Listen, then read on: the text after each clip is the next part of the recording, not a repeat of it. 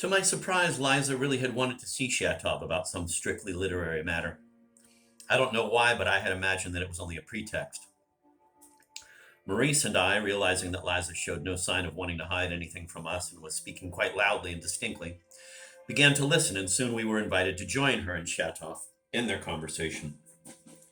It all boiled down to Liza's desire to write a book. She was trying to find an assistant because she lacked literary experience. I was surprised at the seriousness with which she started to explain her plan to Shatov. She must be full of the new ideas, I thought. She hasn't spent time in Switzerland for nothing. Shatov listened attentively, looking at the floor and showing no surprise that this worldly young woman should have such an unlikely ambition.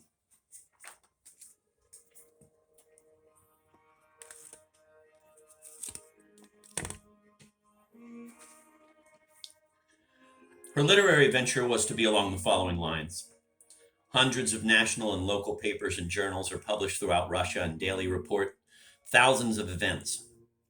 As time passes, newspapers are either filed away, used for wrapping, or discarded as litter. Many of the events reported strike the public's imagination and are remembered for a while, but then they are forgotten.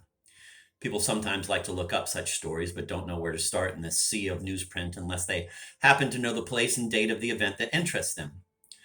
So if the events of a whole year were summarized in one volume and classified according to a definite scheme, with an index and cross-references indicating the dates, such a book would give a general idea of life in Russia during that particular year. Even though, of course, only a very small sampling of events could be included. Instead of a sea of newsprint, there'd be a few bulky tomes, that's all, Shatov said. Liza heatedly defended her project, though she found it difficult from lack of habit to put her ideas across. There would be only one volume, she assured Shatov, and that would not be as bulky as he imagined. And even if it were bulky, it would be manageable because the whole point behind her plan was the proper arrangement of the items. She never intended to pick up just anything and enter it. Official decrees, government policies, local legislation and regulations, although she felt they might be important, would still be left out. In general, much could be omitted, and they could limit themselves to selecting news items that more or less expressed Russia's peculiar mental climate and the character of the Russian people at a given moment. Of course, anything could be used: odd incidents, fires, public subscriptions, good deeds, crimes, public pronouncements, reports on the flooding of certain rivers, perhaps, and yes, even certain government decrees too, as long as they were typical of the period in question. But the selection must be made with a view to shedding light on the general trends so that an overall picture would be given. And finally, the almanac must be readable enough to hold the interest of the average reader, not to mention its value as a reference book. So it would be what might be described as a reflection of the spiritual, cultural, and moral life of the country during an entire year. We want everyone to buy it. We want it to be an essential item on every desk, Liza insisted. But I do realize that its success depends entirely on the plan, and that's why, Mr. Shatov, I've come to you. She was very excited, and despite her confused and incomplete explanations, Shatov got a fair idea of what she had in mind. That means the result won't be really impartial. There will be a selection of items to fit a particular bias, he muttered. Certainly not. I don't want facts selected to fit preconceived ideas. Nor do I want to have any preconceived ideas. The only bias I have is objectivity. Well, there's nothing so wrong about having a bias, Shatov said, stirring in his seat. And anyway, it's impossible to avoid being biased as long as there is any possibility of choice.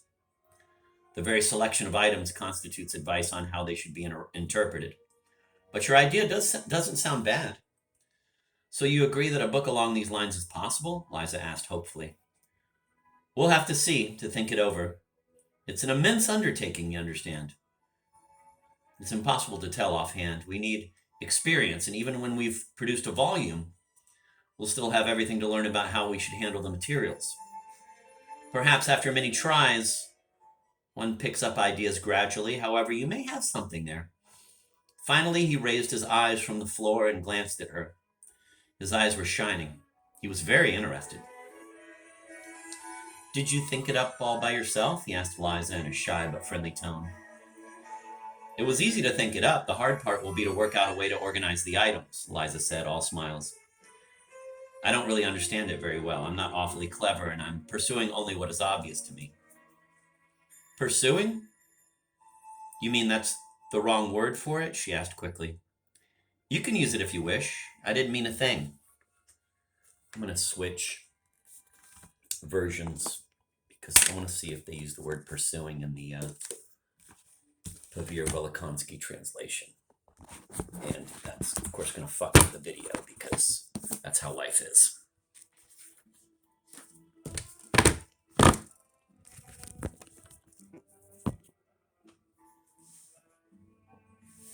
That B-52's thing looks pretty cool.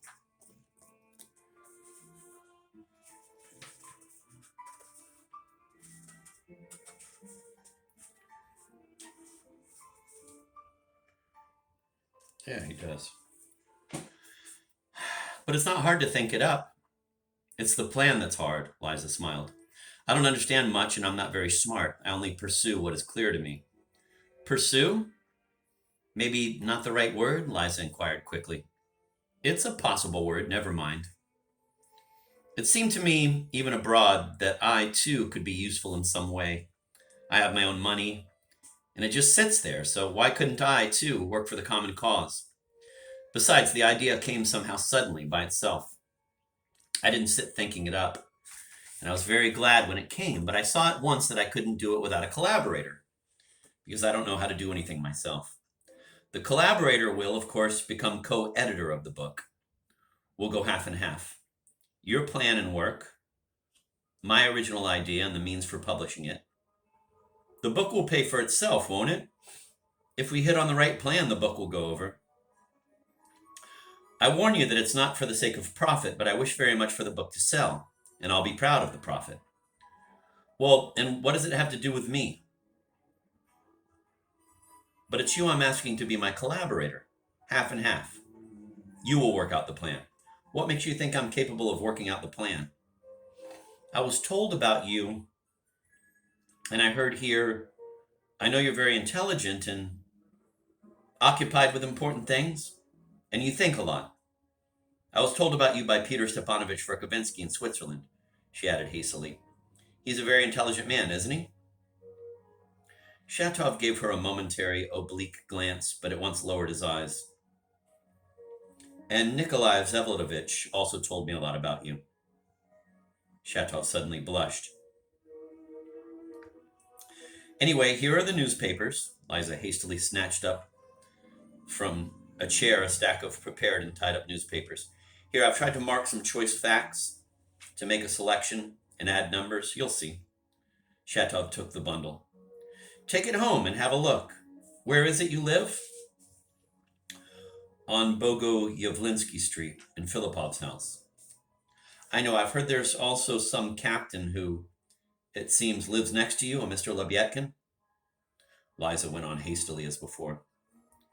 Shatov, holding the stack of papers in his still outstretched hand, sat there for a whole minute without replying, staring down.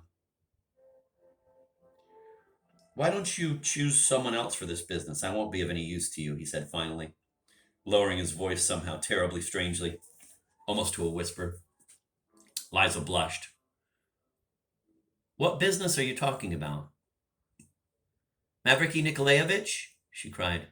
That letter, please.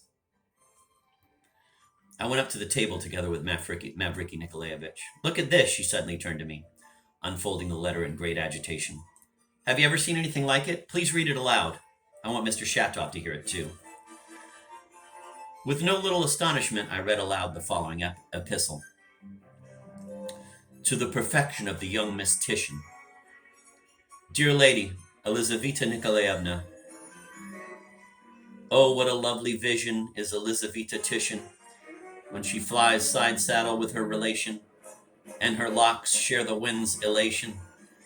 Or when with her mother in church she bows and the blush of reverent faces shows, then matrimonial and lawful delights I do desire, and after her and her mother send my tear, composed by an unlearned man in an argument.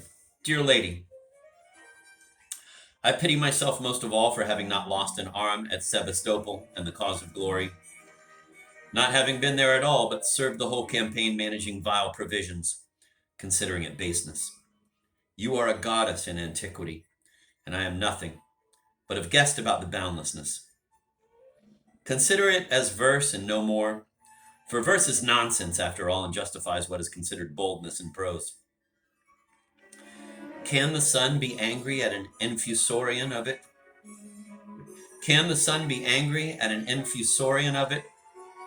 I'm sorry. Can the sun be angry at an infusorian if it composes from its drop of water, where there is a multitude of them, as seen in a microscope? Even the very club of human kindness towards big cattle in Petersburg of high society, rightly commiserating with the dog and the horse, scorns the brief infusorian, not mentioning it at all, because it has not grown big enough. I have not grown big enough either. The thought of marriage might seem killing, but soon I will possess a former 200 souls through a hater of mankind whom you should scorn. I can tell much and volunteer it according to documents. Enough for Siberia. Do not scorn the offer. The letter from the infusorian is to be understood in verse. Captain Lebyetkin, a humble friend, with much free time to spend. This was written by a man in a drunken state and a scoundrel, I cried out indignantly. I know him. I received this letter yesterday, Liza began to explain to us, blushing and hurrying. I myself understood at once that it was from some fool, and if I had not yet shown it to Maman, it's because I didn't want to upset her still more. But if he continues again, I don't know what to do. Mavriky Nikolaevich wants to go and forbid him. Since I regarded you as my collaborator, she turned to Shatov, and since you live there, I wanted to ask you so as to be able to judge what more can be expected from him. He's a drunk man and a scoundrel, Shatov muttered, as if reluctantly. And is he always such a fool? Oh no, he's not a fool at all, when he's not drunk. I knew a general who wrote exactly the same kind of verses, I observed, laughing. Even from this letter, you can see that he keeps his own counsel, the taciturn Mavriky Nikolaevich unexpectedly put in. They say there's some sister there? Liza asked. Yes, a sister. They say he tyrannizes over her, is it true? Shatov again glanced at Liza, scowled and grumbling. What do I care? Moved towards the door. Ah, wait, Liza cried out worriedly. Where are you going? We still have so much to talk about. What is there to talk about? I'll let you know tomorrow. But the main thing, the printing, believe me, I'm not joking. I seriously want to do it. Liza went on, assuring him with ever-increasing alarm. If we decide to publish it, where will we have it printed? That is the most important question, because we won't go to Moscow for it, and the local printer is impossible for such a publication. I made up my mind long ago to start my own press, in your name, let's suppose, and I know Maman would allow it if it was in your name. And how do you know I can be a printer? Shatov asked sullenly.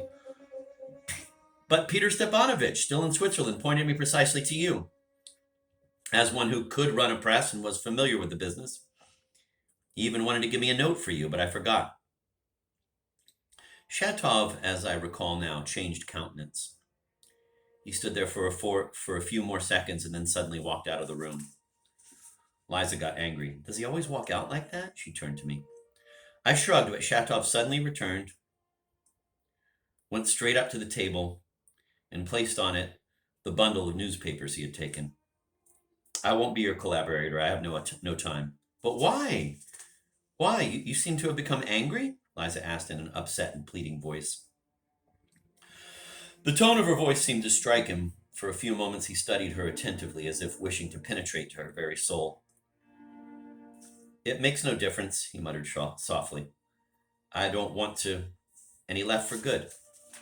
Liza was completely struck, somehow even excessively, or so it seemed to me. A remarkably strange man, Mavriky Nikolaevich loudly observed.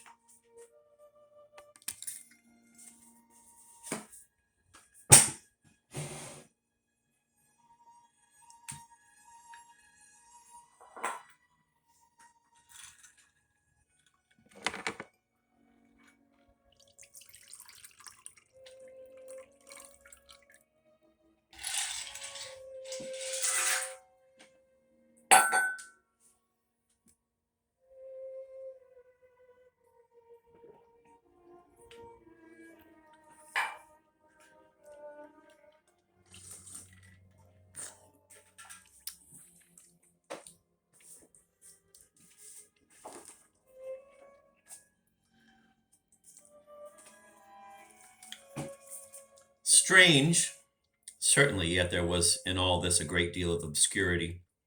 Something was implied in it. I decidedly did not believe in this publication. Then there was this stupid letter, which all too clearly offered some sort of denunciation, quote, with documents, end of quote, which they all said nothing about and instead talked of something entirely different. Finally, there was this press, and Shatov's sudden departure precisely because they began to speak of a press. All this led me to think that something had already happened here before me, of which I knew nothing, that consequently I was not wanted, and then it was all none of my business. Besides, it was time to go. It was enough for a first visit. I went up to Lizaveta Nikolaevna to say goodbye. She seemed to have forgotten I was in the room and continued standing in the same place by the table, deep in thought, her head bowed, staring fixedly at the one chosen spot in the carpet.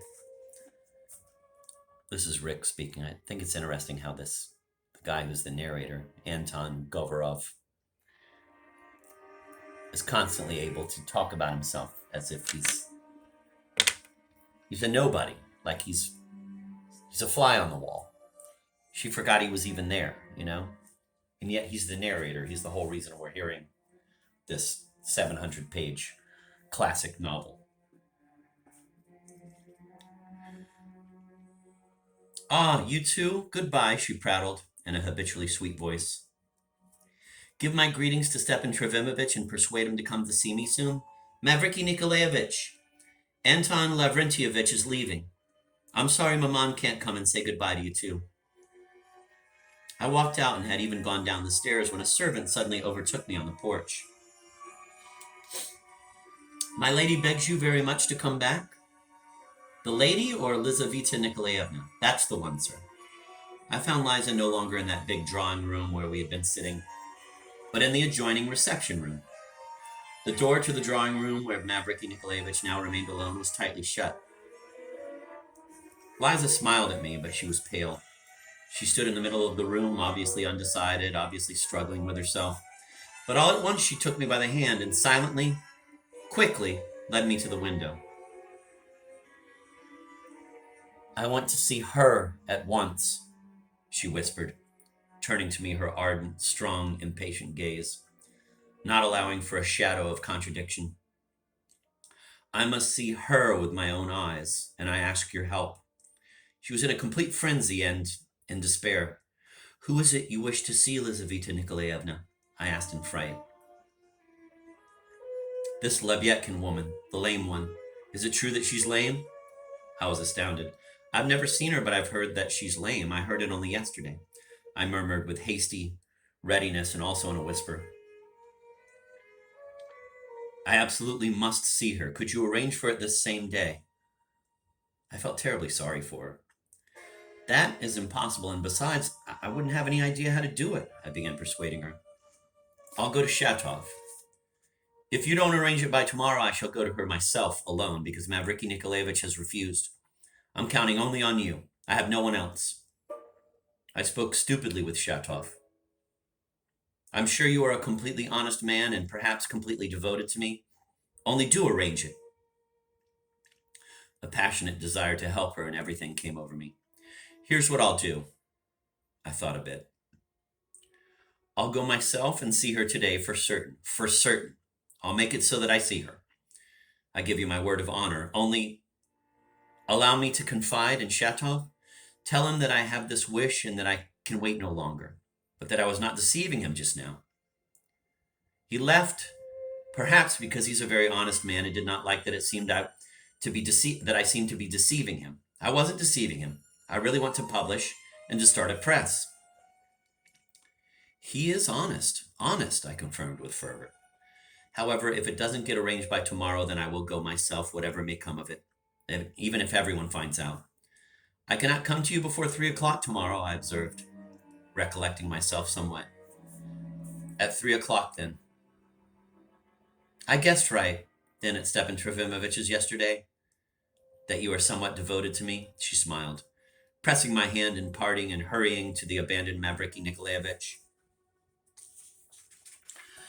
I left, Oppressed by my promise and not understanding what had happened, I had seen a woman in real despair who was not afraid to compromise herself by confiding in a man who was almost a stranger. Her feminine smile in a moment so difficult for her, and the hint that she had already noticed my feelings yesterday, simply stabbed my heart. Yet I felt pity. Pity, that was all. Her secrets suddenly became something sacred for me.